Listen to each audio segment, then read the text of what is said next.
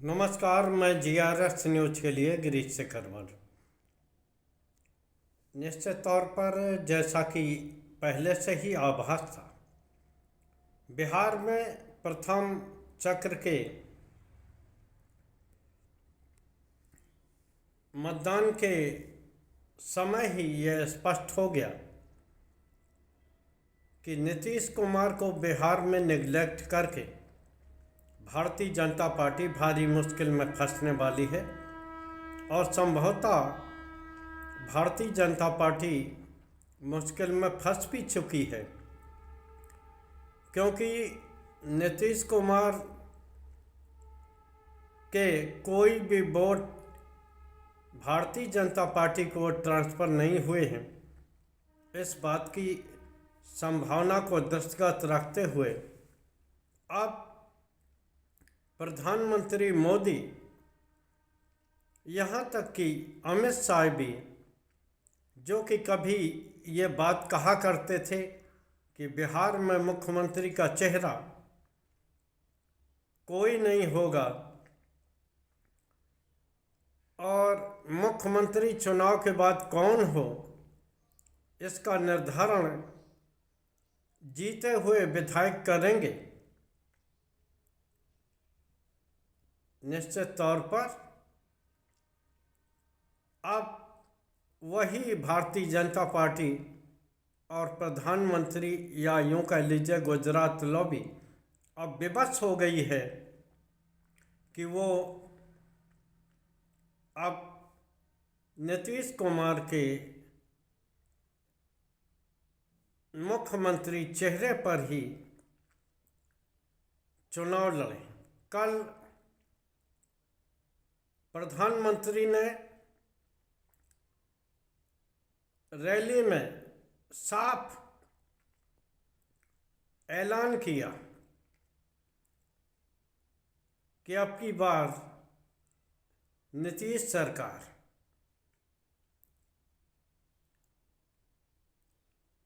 यहाँ फिर से यह सवाल होता है कि नीतीश को चेहरा न बना के क्या भारतीय जनता पार्टी ने बहुत बड़ी गलती कर दी है,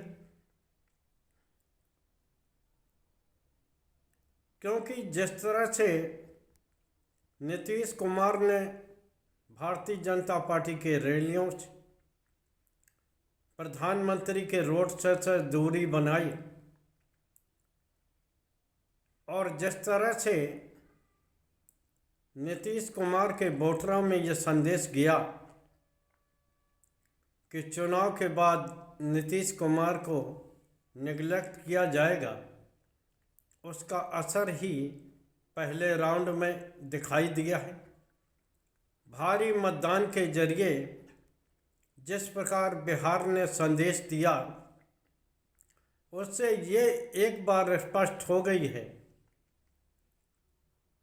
कि बिहार में तेजस्वी के सरकारी नौकरी और बिहार को चलाएगा बिहारी, इस मुद्दे का व्यापक तौर पर आम जनता में असर हुआ। आज चुनाव अभियान का अंतिम दिन होगा दूसरे चक्र का, जो कि मतदान 11 नवंबर को होना है। कल प्रधानमंत्री ने इस बात के संकेत दिए थे कि उनकी ये अंतिम रैली है और अब वो शपथ ग्रहण समारोह में ही बिहार आएंगे, क्योंकि 14 को मतगणना होना है और उसके बाद ये स्पष्ट तौर पर तय हो जाएगा कि आखिर कौन है जो कि आगे चलकर बिहार की रहनुमाई करे। निश्चित तौर पर 20 साल के उबाऊ चेहरे को देखने के बाद बिहार की जनता निश्चित तौर पर बदलाव के पक्ष में है, ऐसा महसूस हो रहा है। क्योंकि आज़ादी के बाद का सबसे तगड़ा मतदान 65% लोगों ने अपने मताधिकार का प्रयोग किया। निश्चित तौर पर यह दर्शाने को काफ़ी है कि बिहार की जनता अब बदलाव करना चाहती है। जिस प्रकार से गुजरात लॉबी बिहार में भी पर्ची का मुख्यमंत्री बनाना चाहती थी, जैसा कि उन्होंने राजस्थान, मध्य प्रदेश और यहाँ तक कि महाराष्ट्र में किया, जहाँ उन्होंने स्थापित नेताओं को दरकिनार करके उस जगह पर अनुभवहीन या यूँ कह लीजिए कि अपने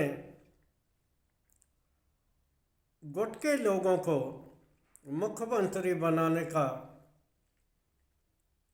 दांव चला, वो बिहार में संभवतः उल्टा पड़ गया। क्योंकि बिहार में बिहारी इस बात का प्रचार नीतीश कुमार ने किया और नीतीश कुमार ने ये भी, माफ़ करिए, तेजस्वी यादव ने किया, और तेजस्वी ने यह भी कहा कि फैक्ट्रियां गुजरात में लगेंगी और जीत बिहार में चाहिए। ये बात होने वाली नहीं है और इसका संभवतः असर भी ज़्यादा पड़ा। हालांकि महिलाओं की संख्या भी ज़्यादा वोटिंग में हुई। अब ये देखना है कि आखिर उन महिलाओं ने किस ओर वोटिंग किया है, किसको चुनाव जिताने के लिए वोटिंग किया है। लेकिन ये बात तय है कि जनता व्यापक बदलाव की ओर वोटिंग कर रही है। अधिकांश ये देखा गया है कि जब भी भारी मतदान होता है तो निश्चित तौर पर ये एक संकेत होता है कि जो पुरानी सरकार चल रही है संभवतः उसके खिलाफ आम जनता ने वोटिंग की है। क्या बिहार के इसी बदलते दौर को देखकर ही गुजरात लॉबी मजबूर हो गई है कि वो नीतीश कुमार को फिर से मुख्यमंत्री का फेस बनाए। क्योंकि अगर दूसरे राउंड में भी आम जनता का यही रुझान रहता है तो निश्चित तौर पर आप तय मानिए कि बात बनने वाली नहीं है और निश्चित तौर पर लोगों को परेशानी होगी और इस परेशानी से पूरी गुजरात लॉबी की रणनीति धराशायी होगी, बल्कि दिल्ली की सरकार पर भी इस बात का असर पड़ेगा। क्योंकि अगर नीतीश कुमार बिहार में हारते हैं तो निश्चित तौर पर ये न सिर्फ मोदी बल्कि एनडीए के इकबाल पर भी एक डेंट होगा और जिसका असर दिल्ली की राजनीति पर पड़ेगा और अन्य प्रदेशों में होने वाले चुनावी रणनीति पर पड़ेगा। आज के ब्लॉग में बस इतना ही। जय हिंद, जय भारत। कल फिर किसी नए मुद्दे पर आपके साथ जुड़ने का प्रयास करूँगा। जय हिंद।